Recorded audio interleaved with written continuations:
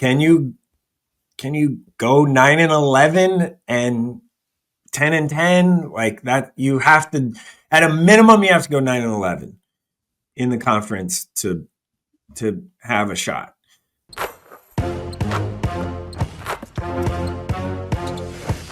Welcome back into Nebraska Shootaround. Anna Bellinghausen, Mike Sautter alongside with you, recapping men's and women's basketball for the Cornhuskers. Mike, all right, let's start on the men's side so we can get all of the things you need to say out of the way. This team's on a 2-game skid, a loss in overtime at Iowa that you were at, and then a loss at Purdue that I think fans just want to forget.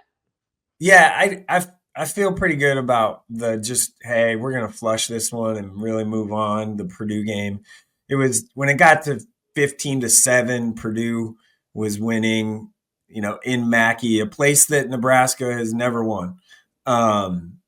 It was pretty over at that point, and that was very early.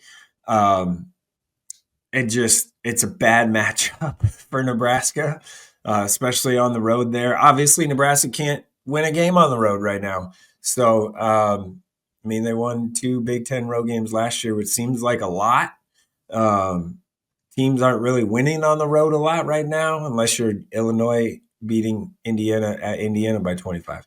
But it's just hard for this team to win on the road, and they're built a little bit old now. So you would think that some of that experience would help them. And it just also their last 5 games here have been pretty tough from a metric standpoint. That just those teams are good and the matchups aren't great. So Purdue you got to just kind of like what they did with Michigan State. You just flush it out.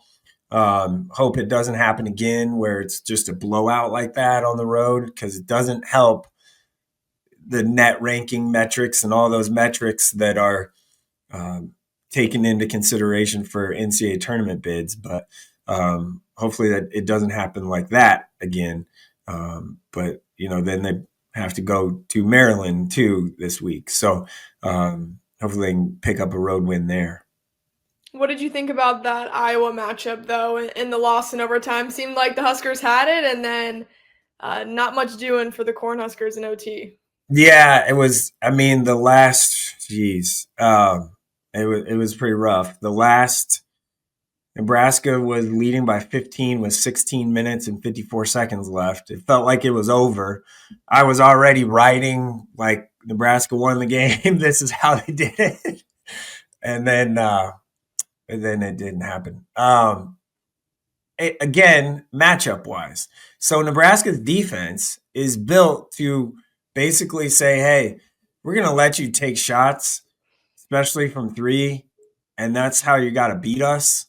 And that's what Iowa does. That's what Purdue does. They do that very well. And it just happened where 2 guys, especially Peyton Sandford, just kind of got on a heater, and you couldn't shut him off. Even Coach Hoiberg said that at the end of the game. Sandford's had 30 points. 27 of them came in the final 16 minutes and 16 and change. He had 27 points in 16 minutes and change at the end of the game. That's incredible. So, and then Josh Dix had 31. 2 guys scored 61 points total. Whenever that happens, it's really hard to beat a team, especially on the road. And again, I do kind of look at it like, hey, the defensive match, like I was just a pretty good matchup for Nebraska, especially on the road. And there was, frankly, Carver Hawkeye Arena was half full. It was quiet. It wasn't a very good environment that night. Students weren't back yet. All those things. It's a bad loss from the standpoint of not a bad loss, meaning Iowa's bad, meaning you had a prime opportunity to get a quad 1 road win in the conference, and you didn't. Or what could be a quad 1 road win. Sorry, it wasn't yet at the time. So you had that massive opportunity to get a pretty convincing win at that, and you didn't. And so you follow that up with the loss at Purdue, where you just got blown the doors off and hammered. Now the psyche, what's the psyche right now? So I know Coach Hoiberg has said this team is resilient and they'll bounce back and all of those things. They need a win because they just need some good momentum right now. And one, you got to keep that momentum if you want to be an NCAA tournament team. You got to try and find a way to get to at least 500 in the league. Well, looking forward to Rutgers on Thursday night. How crucial of a win will that be? It's a pretty crucial win because Rutgers has totally not lived up to expectations as a team so far. The pieces kind of don't. They're kind of like Indiana. They're pretty talented. Like they have this individual talent. It just hasn't worked as a team. And Rutgers just beat UCLA. UCLA's on a major skid right now. A lot going on there with UCLA. But I will say this.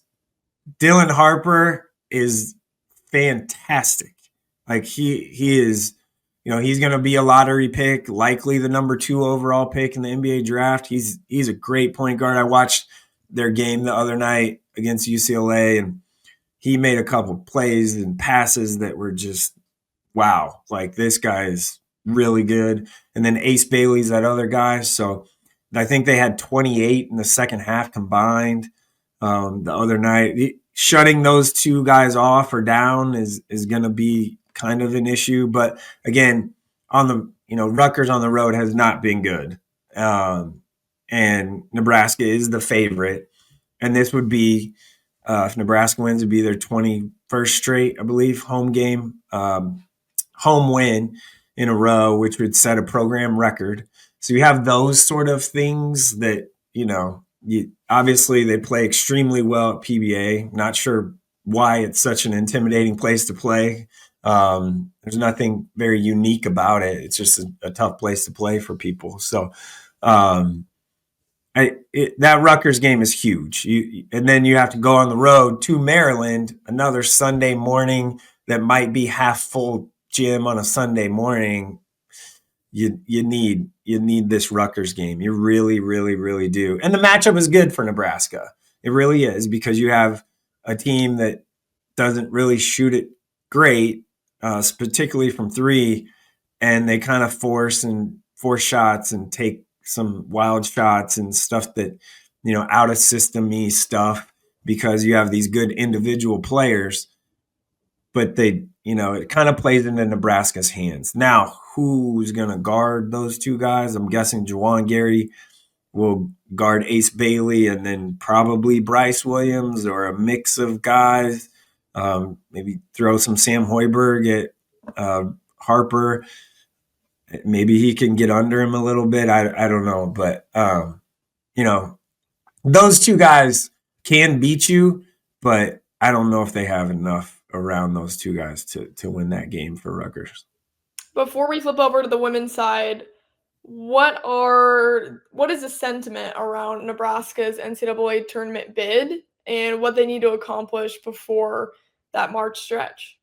Yeah, I mean, I still think they're very much so squarely on the bubble. Like they're either first 4 in, last 4 out, first 4 by. They're in that conversation still, which was kind of what we thought. I mean, you have a couple of big opportunities here. So they have Rutgers at home. Then you go to Maryland, which in the net rankings is 24th, or in KenPom is 24th. And then you host USC, who hasn't been great on the road outside of beating Illinois. And then you go to Wisconsin, big opportunity there, tough place to play. And then you have Illinois at home, which for me, I think Illinois is the best team in the Big Ten. And then you are on that Northwest road trip. So you have Oregon, Washington State. Can you go 9-11 and 10-10, like that, you have to, at a minimum, you have to go 9-11 in the conference to have a shot. And I think they probably can do that. Is it one of those things is also a matter of like, is there a bad loss in there? Don't need one of those. So I still think they're squarely a bubble team, and we'll see. Maybe they'll have to do what they did last year and win one Big Ten tournament game to kind of solidify it. So yeah, I think they're fine, just as long as the defense holds. Now they're not playing. They're not going to play top 20 offenses like they have the last two games either. So that certainly helps. All right, well, turning our attention to the women's side, a team that's won 3 in a row, but have to address the unfortunate news first of Allison Weidner, her third season-ending injury. Just a heartbreaking thing to hear and to see, because Allison, as we know, has gone through so much. And Mike, I know you know her and her journey pretty well. Yeah, it sucks. Because she's like the heartbeat. She's the nicest person ever. It's not good, right? And it's one of those things where like injuries have just kind of derailed her career. She was going to be pretty good, for her entire career. And when she's played, she's been good. So it's just, man, it really stinks. She's like the nicest person, hardest worker, all of those things. She's a great teammate.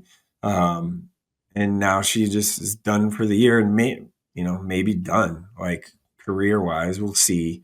But it does stink. It really does. And battling back from, trying to come back again after doing it twice already, it's just like, oof, like really tough. So they're going to miss her. They're going to miss her kind of leadership. She's been a little bit of a spark at times. I was at their Penn State game. She was definitely a spark in that game at the end, making a couple plays. Like one was a huge offensive rebound that she had. So it's gonna be tough to overcome that. And then you add that along with the Potts injury. Yeah. We've talked about the depth of this team for all the time, and luckily they're pretty deep. But those are two pretty key pieces that you really were counting on. So it's other people are gonna have to really step up, and that puts a lot more pressure on Britt Prince to maybe have to play the entire game now or something, because you don't have another ball handler that's kind of ready and can come off the bench and help out. Mm-hmm. What have you made of, though, this 3-game win streak and what Nebraska's been able to string together? Yeah, I mean, so Penn State, obviously they didn't play great. And then winning a quad 1 game against Michigan State, yes, it was in Lincoln, was big. It was very big, because they could have really given away the Penn State game after losing 3 in a row, and they didn't. So that helped. And then now you're riding a little bit of momentum and confidence, and then beating Michigan State, a really good Michigan State team who was top 20 in the country. And then you go on the road, you don't shoot it well at all at Rutgers, but you still find a way to dominate the game. And rebounding, I think they were plus 13 or something. They only made, I think they were like in the teens as far as percentage, 3-point percentage in that game against Rutgers. Luckily, Rutgers isn't great. So, have some confidence with some wins now. How does that build? You have to go to Iowa, in Iowa City, which has turned into this rivalry. Crowd will be big. All of those things. Iowa's not ranked anymore, but they're still a nice team, a good team. And it's the first meeting of those two teams this year. So that one will be very interesting to see how that shakes out on Thursday.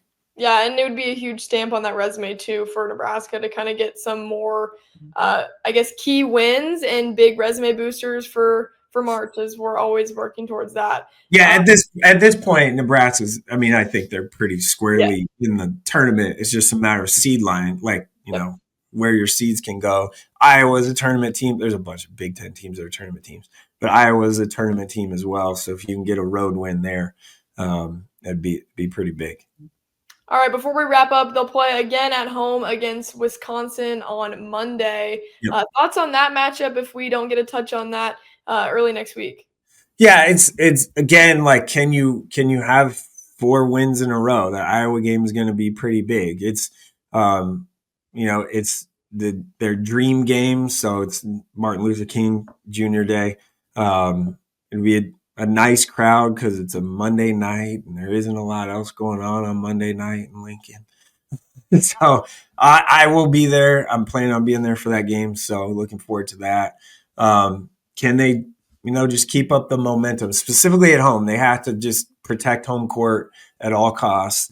It's very similar to the men's side, where you just gotta protect home court, you'll be fine.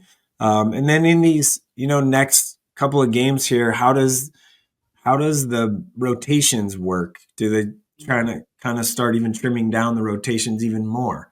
Or do they, keep playing 8, 10, 10 players, which now they're without 2 of those key players. So should be able to, should not handle, but Wisconsin's a tough matchup for them. Should be able to get that one done at home, though, I would think. All right. Well, thank you all for joining us on Nebraska Shootaround. We'll talk to you guys next week for more Husker Hoops.